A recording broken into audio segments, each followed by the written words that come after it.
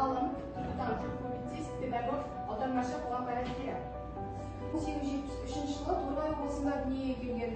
Одан кейін 1891-1895 жылдары Орынборда армия даярлайтын мектепте оқыған. Сол кездерде 1938 жылы репрессияға ұшырап атылған. Орыс қазақ мектебіне берген. Оны 1891 жылы бітіргеннен кейін 4 сыныптық мектепте мұғалімдер даярлайтын мектеп. Ахмет Байтұрсынның сыныптың ақын ретінде бірінші топ, аудармашы ретінде екінші топ, үшінші топ, қоғам қайраткері